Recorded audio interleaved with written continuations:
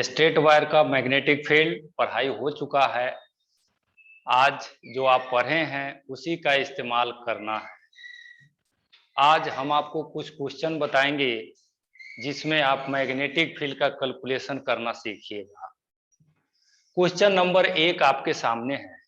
एक करंट है जिसका वैल्यू 10 एम्पियर है और यह करंट निगेटिव जेड एक्सिस के तरफ जा रहा है। जैसा कि आप देख रहे हैं, अगर करंट का फिगर ऐसा बना हुआ आपको कहीं दिखाई देता है किसी भी क्वेश्चन में, तो आप इसको वह करंट समझेंगे जिसका लंबाई दोनों तरफ इनफाइनाइट होता है। This is infinite length wire. ये दोनों तरफ इनफाइनाइट का केस है। ऐसा फिगर में आपको करंट कहीं किसी क्वेश्चन में मिले तो आप इसको लॉन्ग इनफाइनाइट वायर समझेंगे एट बोथ एंड। ठीक है। अब हम लोग को पी पॉइंट पर मैग्नेटिक फील्ड चाहिए, तो मैग्नेटिक फील्ड का इक्वेशन है आपके पास, इनफाइनाइट वायर का इक्वेशन है। यहीं पर हम लोग लिखेंगे magnetic field B equals mu naught by 4 pi 2 by R. यही हम लोग पढ़े हैं। अब इसको यहां पर लिख देते हैं। यहीं से बी इक्वल्स, इसका वैल्यू होता है 10 के पावर -7 इनटू 2, करंट का वैल्यू है 10 और डिस्टेंस भी है 2। यहीं से मैग्नेटिक फील्ड आ गया 10 into 10 to the power -7 tesla. अगर वेक्टर में लिखना होगा तो डायरेक्शन रिप्रेजेंट करिए। आप ही लोग बैठे हुए क्लास में बताइए, इस करंट के कारण पी पॉइंट पर मैग्नेटिक फील्ड का डायरेक्शन किधर होगा? नीचे की तरफ। ऐसे हम लोग दिखाएंगे, this is the direction of magnetic field. और इसको एक्स वाई एक्सिस से कंपेयर किया जाए तो यह निगेटिव वाई एक्सिस है। अगर वेक्टर में लिखिएगा तो B equals 10 into 10 to the power -7 और इसमें लग जाएगा -j कैप टेस्ला। तो क्वेश्चन नंबर 1 कंप्लीट हो गया। हम लोग बहुत आसानी से इसको बना चुके हैं। क्वेश्चन नंबर 2, दूसरा क्वेश्चन देखिए। यहां पर दो वायर है जैसा कि आप देख रहे हैं। एक यह है 10 एम्पियर, यहीं से 2 मीटर के डिस्टेंस पर एक दूसरा वायर रखा हुआ है, इसमें करंट क्रॉस जा रहा है, इसका वैल्यू भी है 10 एम्पियर। हम लोग मैग्नेटिक फील्ड कैलकुलेट करना चाहते हैं। देखिए इस फिगर में दो करंट है, एक करंट पॉजिटिव जेड एक्सिस, दूसरा करंट नेगेटिव जेड एक्सिस। दोनों करंट के बीच का डिस्टेंस 2 मीटर। हम लोग मैग्नेटिक फील्ड निकालना चाहते हैं। कहां पर? यहां पर। This is the position. यह भी 2 मीटर पर लिया गया है। हम इस पॉइंट पर मैग्नेटिक फील्ड निकालना चाहते हैं। स्वाभाविक रूप से पी पॉइंट पर ये दोनों करंट का फील्ड होगा। यह 10 एम्पियर भी फील्ड बनाएगा और यह 10 एम्पियर भी फील्ड बनाएगा। दोनों को ऐड करेंगे अकॉर्डिंग टू वेक्टर लॉ और टोटल फील्ड कैलकुलेट हो जाएगा। तो सबसे पहले आप डायग्राम में दिखाइए कि मैग्नेटिक फील्ड किधर बनेगा। What is the direction of magnetic field? इस करंट का नाम दे दिए हैं I1। अब बगल में जो करंट है इसका नाम दे दिए हैं I2। अब डायरेक्शन शो करते हैं। आप ही लोग देखिए, बताइए I1 का मैग्नेटिक फील्ड पी पॉइंट पर किधर होगा? ऊपर की तरफ। This is magnetic field B1। I2 का मैग्नेटिक फील्ड यहां पर किधर होगा? नीचे होगा। This is magnetic field B2। हम लोग को अब टोटल फील्ड निकालना है। दो वेक्टर अपोजिट डायरेक्शन में रहे तो IJK लगाना ही नहीं पड़ता है, डायरेक्ट कैलकुलेट हो जाएगा। एक में से दूसरे को घटा देंगे, सब्ट्रैक्ट कर देंगे। यहीं से लिखेंगे total field at P। Vector में लिखिएगा तो ऐसे B बराबर B1 प्लस B2। यहां पर डायरेक्ट वैल्यू लिखते हैं। B बराबर B1 का value mu naught by 4 pi 2, current कितना है 10।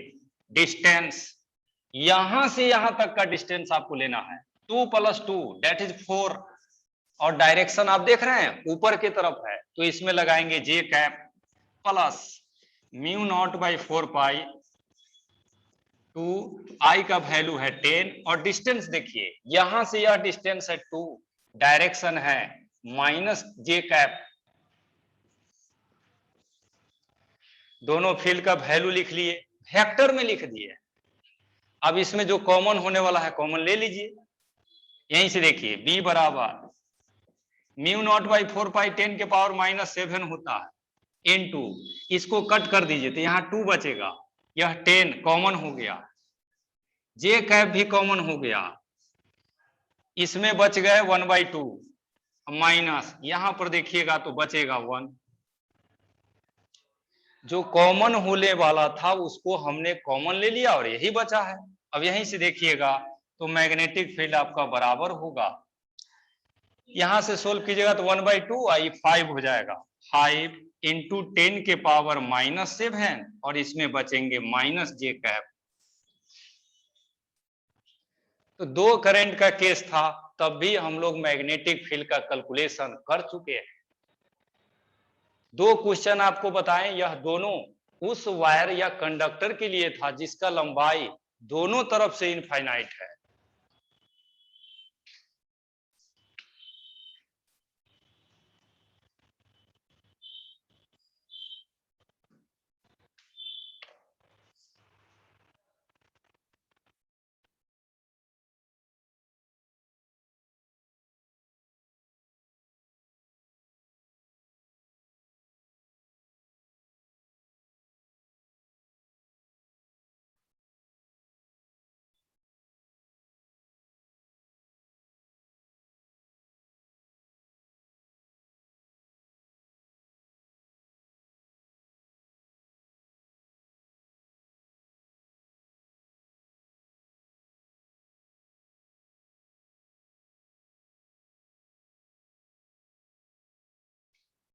Question number 3। अब ऐसा जितना क्वेश्चन बनाइए आपके ऊपर है।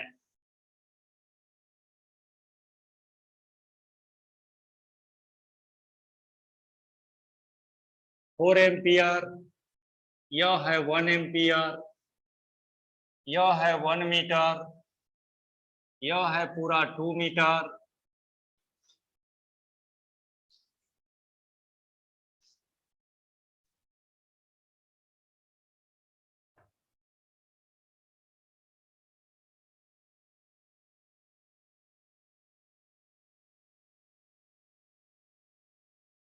find magnetic field at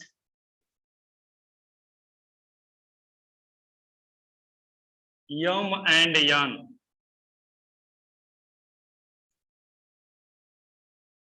तो अब दूसरा फिगर आ गया है, जैसा कि आप देख रहे हैं, हम लोग को मैग्नेटिक फील्ड m पर भी निकालना है और n पर भी निकालना है। सबसे पहले तो फिगर में ही आपको ड्रॉ करना पड़ेगा।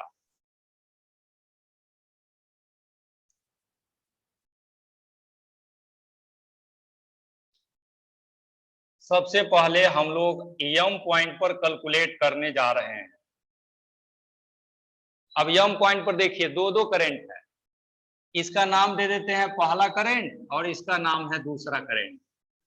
पहला करंट का फील्ड यहां पर किधर होगा, नीचे की तरफ, this is magnetic field V1। दूसरा करंट का फील्ड किधर होगा, ऊपर की तरफ, this is magnetic field V2। अब वैल्यू लिखना है, लिख दीजिए यहीं पर।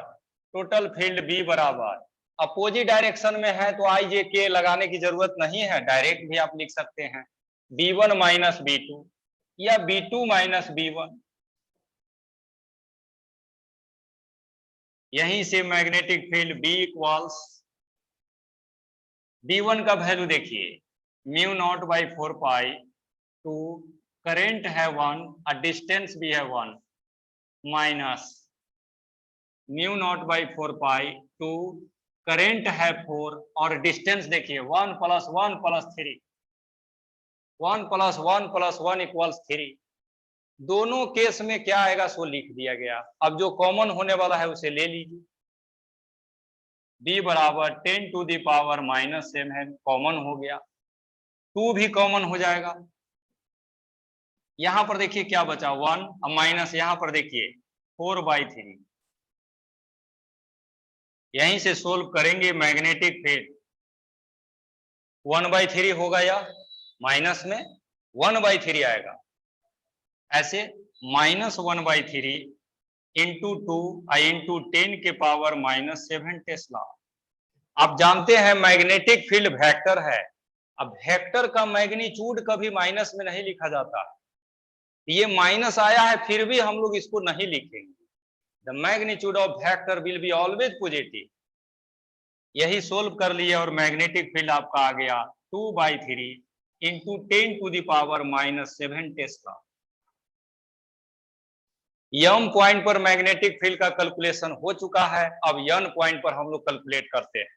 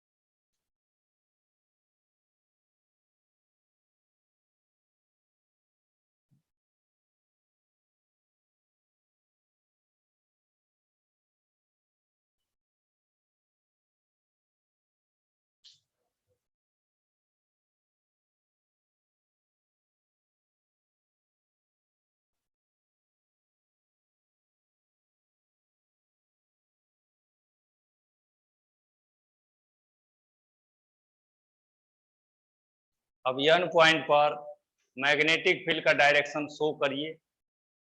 यह भी फील्ड बनाएगा, यह भी बनाएगा।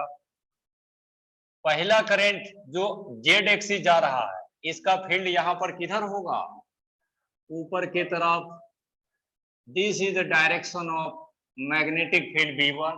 और दूसरा का भी फील्ड निकालिएगा ना तो यह ऊपर आएगा, दैट इज V2। तो यहां पर सीधा यह प्लस में लिखा जाएगा। अब वैल्यू पुट करना है। μ0/4 टू i का वैल्यू 1 है, डिस्टेंस 1, प्लस μ0/4 टू i का वैल्यू है 4 और डिस्टेंस है 1। यहीं से आप सोल्व कीजिएगा। 10 के पावर -7, 2 कॉमन हो गया, इंटू 2 कॉमन हो गया तो यहाँ बचा 1 और माइनस यहाँ पर बचा है 4। यहीं से यह हो जाएगा 6 इंटू 10 के पावर -7 टेस्ला। इस तरह से डिफरेंट पोजीशन पर मैग्नेटिक फील्ड का कैलकुलेशन माइनस होगा, वो प्लस है। इस तरह से मैग्नेटिक फील्ड का कैलकुलेशन हम लोग अलग अलग क्वेश्चन में कर रहे हैं। एक और फिगर है, उसको देखिए।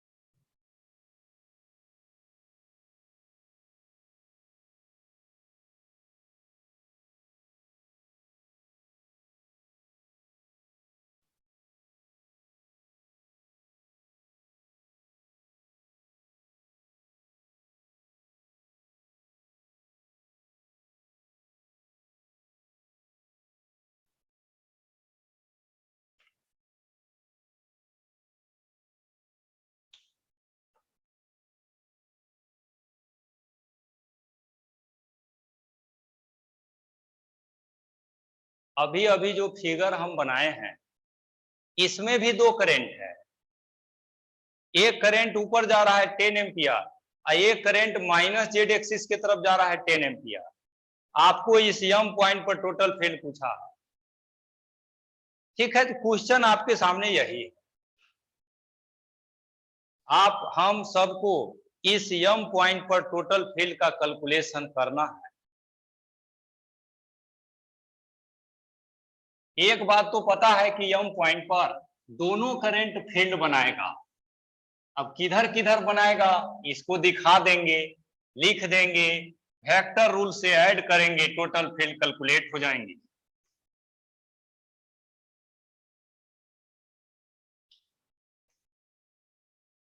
हाँ तो शुरू करते हैं, देखिए सब लोग ध्यान से। अब 3 क्वेश्चन 4 क्वेश्चन बनाने के बाद आप लोग के पास भी बहुत सारा आइडिया हो जाता है। देखिए और बताइए, इस क्रॉस करंट का फील्ड एम पॉइंट पर किधर होगा? ऊपर की तरफ, उसको दिखा देते हैं यहाँ पर, दिस इज एम पॉइंट। इसी को मान लिए है B1 फील्ड। ये पहला करंट है या ये दूसरा है? ये दूसरा जो हम वायर बनाए हैं यह भी इनफाइनाइट लेंथ का है, दोनों तरफ से इनफाइनाइट। इस वायर का मैग्नेटिक फील्ड अगर पूछा जाए यहां पर किधर होगा तो क्या बताइएगा?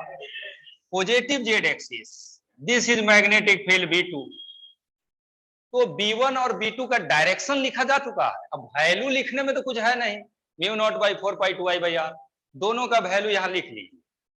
मैग्नेटिक फील्ड B1 बराबर μ0/4π2, करंट का वैल्यू है 10, डिस्टेंस देख लीजिए, I1 यहां से यह 2 और यह भी 2, 4 हो गया, यहां पर लिख देना है 4। और डायरेक्शन है y एक्सिस, को लगा दिए जे कैप। B1 को देखिए, B2 μ0/4π2, करंट तो 10 है और डिस्टेंस इस बार 2 है और डायरेक्शन है k कैप। सोल्व कर लीजिए इसको, ये हो जाएगा 5 और 10 के पावर 7, यानी 5 इंटू 10 के पावर -7 जे कैप। यहां पर देखिए 10 इंटू 10 के पावर -7 के कैप। अब टोटल फील्ड निकालिए, यहीं पर लिखेंगे टोटल फील्ड एट यम। दोनों वेक्टर है तो वेक्टर रूल से ऐड करेंगे, B1 vector plus B2 vector.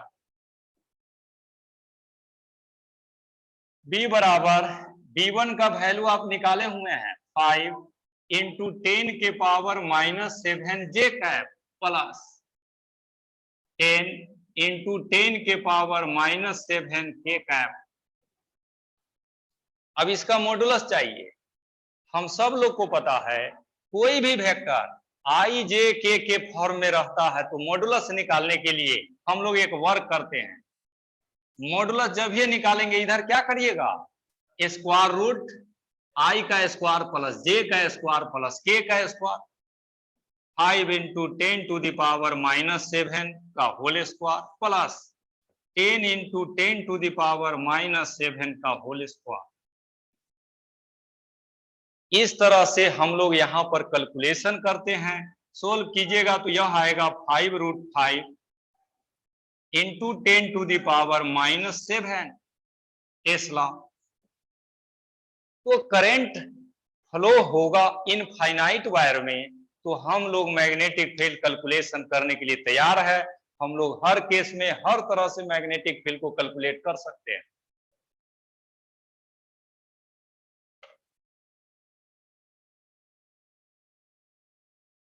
तो कुछ ही समय में हम एक पर एक 4 क्वेश्चन आपको बता चुके हैं। यह चारों क्वेश्चन नई नई बातें हम लोग को सीखने का मौका देता है। और आप स्पष्ट देख रहे हैं, जिनको डायरेक्शन का नॉलेज नहीं है वो लोग यह सब क्वेश्चन नहीं बना सकते हैं। डायरेक्शन आपको जानना ही पड़ेगा।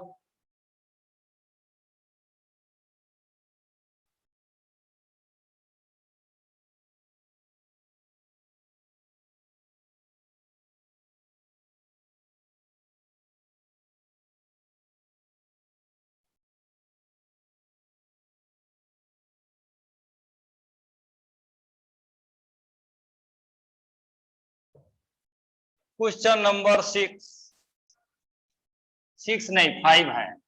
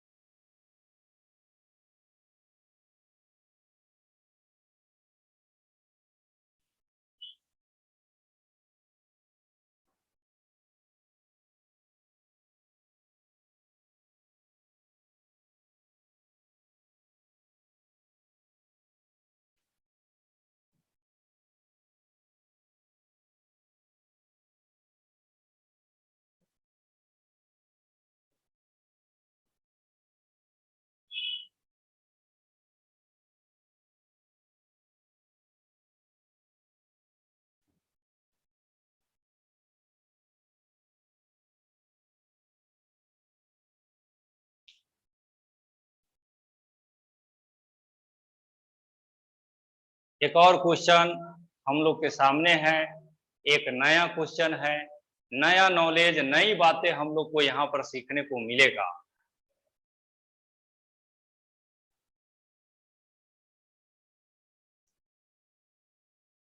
यह एक इक्विलेटरल ट्रायंगल है, इसके तीनों कॉर्नर का नाम लिख देते हैं, that is A B C. इस इक्विलेटरल ट्रायंगल के दो कॉर्नर पर करंट को रखा गया है, दोनों करंट जेड एक्सिस की तरफ फ्लो हो रहा है, नेगेटिव जेड एक्सिस। हम लोग जानना चाहते हैं कि जो कॉर्नर खाली है यहां पर मैग्नेटिक फील्ड का डायरेक्शन किधर होगा या वैल्यू किधर होगा। करंट दो है, मैग्नेटिक फील्ड भी दो होगा। इस करंट का नाम लिख दिए हैं 1, और यह जो करंट है दिस इज करंट नंबर 2। अब डायरेक्शन दिखाइए। सबसे पहले हम लोग मैग्नेटिक फील्ड का डायरेक्शन दिखाएंगे। अब आप लोग बताइए, ए पॉइंट पर दूसरा करंट का फील्ड किधर होगा? ऊपर होगा, ऐसे दिखाएंगे हम लोग। This is the direction of B2 magnetic field.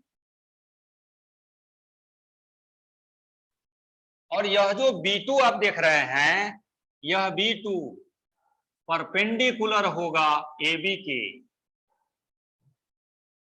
हम आपको बताए हैं ऐसे पहले के क्लासेस में कि अगर करंट जेड एक्सिस की तरफ फ्लो होता है तब मैग्नेटिक फील्ड का डायरेक्शन उस लाइन से 90 डिग्री होता है जो स्ट्रेट लाइन आप करंट से खींचते हैं। तो ये जो लाइन ए बी है इससे 90 डिग्री पर यह होगा। अभी B2 का वैल्यू भी आप लिख सकते हैं, लिख ही लेते हैं। B2 बराबर B2 बराबर 10 टू द पावर -7, करंट है 10, डिस्टेंस है 2, यहीं से यह आ गया आपका 10 इंटू 10 के पावर -7 टेस्ला। B2 का डायरेक्शन भी दिखा दिए, वैल्यू भी लिख दिए। अब B1 को दिखाइए। हाँ, B1 वेक्टर आपसे पूछा जाए किधर होगा तो क्या बताएंगे? AC के परपेंडिकुलर होगा, उसको हम लोग ऐसे दिखाएंगे, this is the direction of B1 vector. अब इसका भी वैल्यू लिख लेते हैं हम लोग। यहां पर लिख देते हैं कि यह B1 जो है यह परपेंडिकुलर है AC।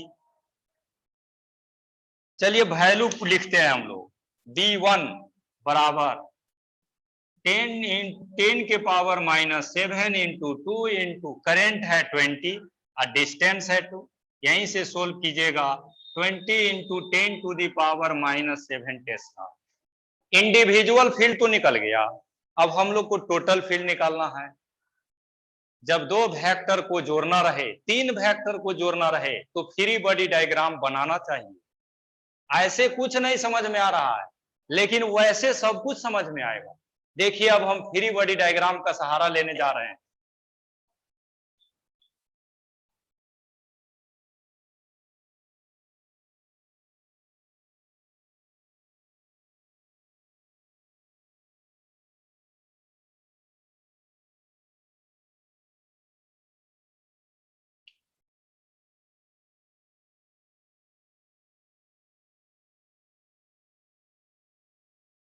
तो फ्री बॉडी डायग्राम बनाने आ गए हैं।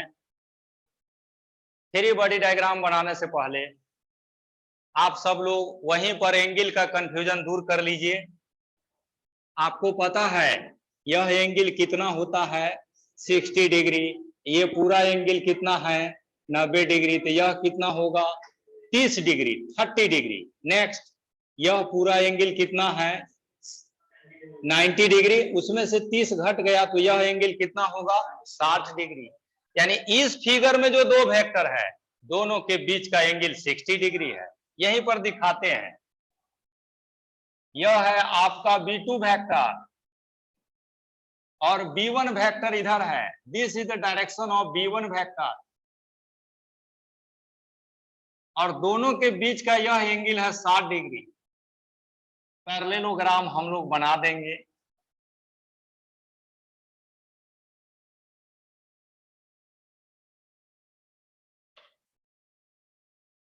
और यह जो वेक्टर होगा this is resultant vector D, जो बराबर है b1 प्लस b2।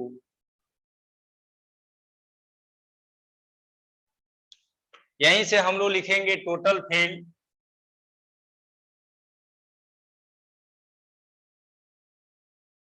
एट ए, b बराबर b1 vector plus b2 vector, modulus ले लीजिए b1 vector plus b2 vector का मॉडुलस, और यह कितना होगा सो हम लोग जानते हैं, root under b1 square plus b2 square plus 2 b1 b2 cos 60 degree. अब सारा वैल्यू पुट कर देना है, वहां से सोल्व कर लीजिए। 10 इंटू 10 के पावर -7 का whole square plus 20 into 10 to the power -7 का होल स्क्वायर प्लस 10 इंटू 10 के पावर -7, 20 इंटू 10 के पावर -7, cos 60 डिग्री होता है 1/2। इसी को सोल्व करेंगे हम लोग को टोटल फील्ड कैलकुलेट हो जाएगा। बहुत सारे क्वेश्चन आपको हम अभी बताए हैं जो स्टेट वायर से जुड़ा हुआ है और इनफाइनाइट लेंथ का वायर है। आप 5 फिगर पढ़े हैं, पांचों इनफाइनाइट लेंथ के वायर का केस पढ़े हैं।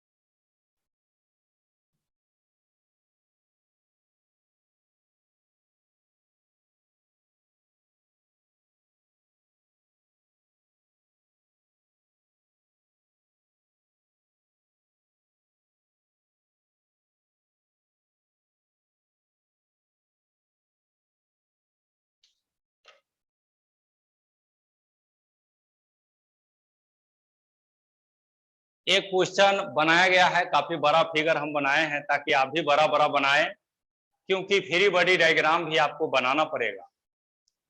3 करंट है, तीनों का वैल्यू आइए है, यानी करंट का वैल्यू सेम, इक्विलेटरल ट्रायंगल है, सब लंबाई same.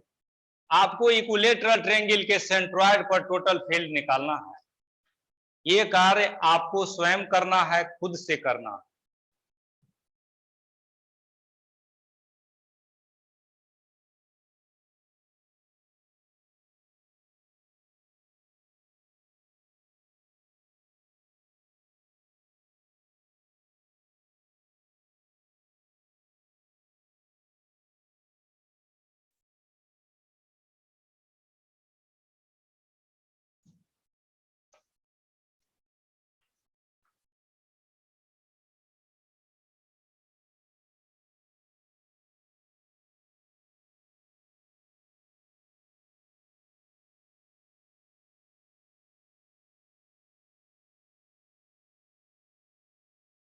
Magnetic field due to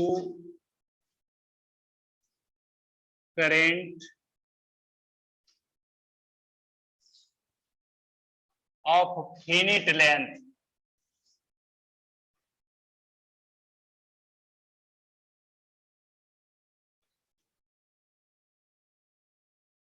अभी तक जितने क्वेश्चन हम आपको बताए सब में करंट जिस वायर से फ्लो हो रहा है वह वायर इनफाइनाइट लंबाई का था।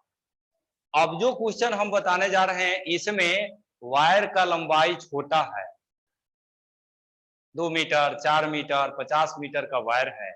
ऐसे केस में मैग्नेटिक फील्ड आप कैसे निकालिएगा, यही पढ़ना है। एक क्वेश्चन हम लेकर के आ रहे हैं, सब लोग समझिए।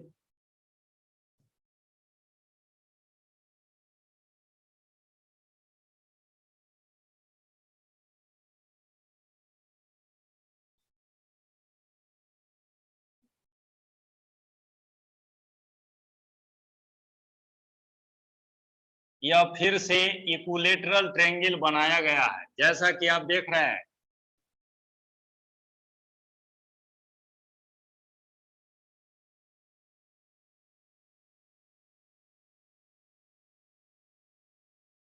यह इक्विलेटरल ट्रायंगल का फिगर है।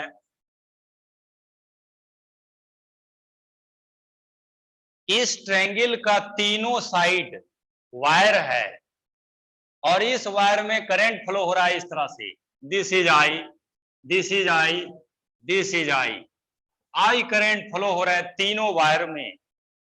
पहले क्या था, करंट जेड एक्सिस की तरफ फ्लो करा रहे थे। अब जो है करंट को हम वायरे में फ्लो करा रहे हैं, जैसा कि आप देख रहे हैं। हम मैग्नेटिक फील्ड निकालना चाहते हैं सेंटर पर। Find total field at centre. एक बात तो हम लोग को पता चल गया है कि यह तीनों वायर है और तीनों स्ट्रेट वायर है और तीनों इनफाइनाइट लेंथ का नहीं है। तीनों का लंबाई कम कम है। जैसे यह लंबाई L है तो यह भी L होगा, यह भी L होगा। अब देखिए सेंट्रॉइड बना दिए। इस सेंटर पर यह वायर का भी फील्ड होगा, इस वायर का भी फील्ड होगा, इस वायर का भी फील्ड होगा। 3 स्ट्रेट वायर है तो तीनों का फील्ड होगा। कैलकुलेशन करने के लिए तीनों का फील्ड निकालेंगे और ऐड करेंगे। लेकिन सवाल यह है कि कैलकुलेशन होगा कैसे। हम लोग जब स्ट्रेट वायर पढ़ रहे थे पिछले क्लास में तो यह फिगर आपको बताए थे। स्ट्रेट वायर है, इसमें करंट है, यहां से r डिस्टेंस पर एक पॉइंट है P। इस पॉइंट पर एक तरफ से अल्फा एंगल है, दूसरे तरफ से बीटा एंगल है। ऐसा फिगर हम लोग पढ़ रहे थे। जब वायर का लंबाई इनफाइनाइट न हो तब यही फिगर को ध्यान रखना है। और इसका equation mu naught by 4 pi I by R sine alpha plus sine beta, यही इक्वेशन आपको यूज करना होगा। लेकिन यूज करने से पहले ऐसा फिगर पहले आपको बनाना पड़ेगा। हम आपको यहां पर बना बना के सिखाने का कोशिश करते हैं। ये नीचे वाला वायर जो है ना, इस वायर को हम मान लिए हैं कि ये वायर नंबर 1 है, ये वायर नंबर 2 है, ये वायर नंबर 3 है। अगर पहला वायर का यहां निकालना होगा तो सबसे पहले परपेंडिकुलर लाइन लेना होगा, यही डिस्टेंस होगा r। ये वही r है जो आप यहां दिखाएं। नेक्स्ट, लाइन के दोनों एंड से यहां पर एक लाइन खींचना पड़ेगा। जैसे यहां पर आप खींचे हैं, जहां पर फील्ड निकालना है वहां से देख रहे हैं दो वायर के दोनों एंड पर लाइन खींचा गया है, तब अल्फा बीटा एंगल लेते हैं। यहां भी वैसे ही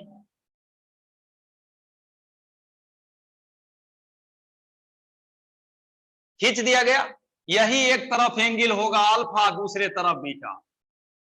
लेकिन ये जैसा फिगर बना है, जिस तरह का कॉन्फ़िगरेशन है उसके आधार पर हम लोग यह जानते हैं कि यह एंगल 30 डिग्री होता है, ये 90 डिग्री है तो अल्फा का वैल्यू 60 डिग्री होगा। दूसरा पार्ट में भी आइए वैसे ही, ये 30 डिग्री है, ये 90 डिग्री है तो बीटा भी 60 डिग्री होगा। तो अल्फा बीटा हम लोग जानते हैं 60-60 डिग्री है।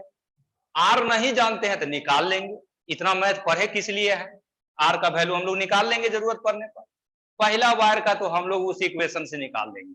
अब दूसरे वायर पर आइए, सेकेंड वायर का। इस फिगर को अब हम हटा रहे हैं। अब सेकेंड वायर के लिए फिर आर आपको लेना होगा। ये आर वायर पर 90 डिग्री बनाना चाहिए ऐसे। इधर से भी एक लाइन आप खींचेंगे, यह एंगल होगा अल्फा, तो यह एंगल होगा बीटा। फिर आप ध्यान दीजिएगा तो अल्फा बीटा फिर 60 डिग्री बन रहा है। आप गौर से देखिए 60 डिग्री बन रहा है। आर का वैल्यू कहां से कहां है? सेंटर से लेके यहां तक है। इस आर का वैल्यू अभी जितना आएगा, जैसे मान लीजिए आया वैल्यू 50, यह आर का वैल्यू भी कितना आएगा? 50 से आएगा, क्योंकि सेंटर से यह खींचा गया लाइन है। इस वायर के लिए भी आप आर खींचिएगा तो वह यही होगा। आर का वैल्यू यहां भी सेम में होगा। नेक्स्ट अल्फा बीटा देखिएगा तो इस केस में भी 60 डिग्री बनेगा। हम यह कहना चाहते हैं कि मैग्नेटिक फील्ड जब हम यहां निकालेंगे, एक वायर के लिए आर अल्फा बीटा जितना है, दूसरा वायर के लिए भी उतना ही है, तीसरा के लिए भी उतना ही है। इसीलिए 3 बार क्यों कैलकुलेशन करेंगे, एक ही का निकालेंगे, 3 से गुना कर देंगे, टोटल फील्ड निकल जाएगा।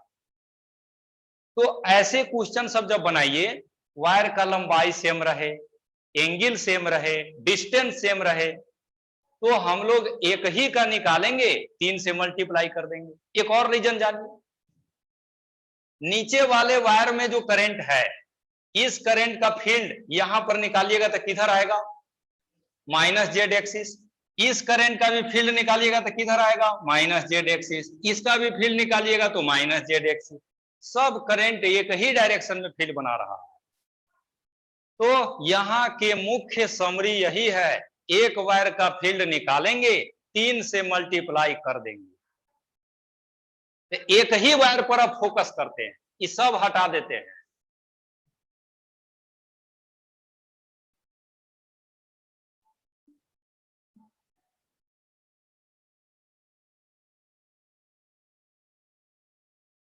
सबको खत्म कर दिए।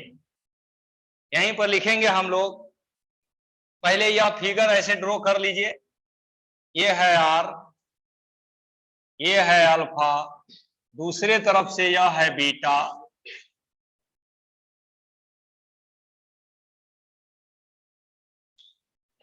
आर का वैल्यू कितना होता है अगर जानते हैं तो लिख लीजिए, न जानते हैं तो निकालना पड़ेगा। ये जो फिगर हम लोग बनाए हैं, इसमें अल्फा बीटा दोनों 60 डिग्री है। आर का वैल्यू निकालिएगा, L/2√3 आएगा।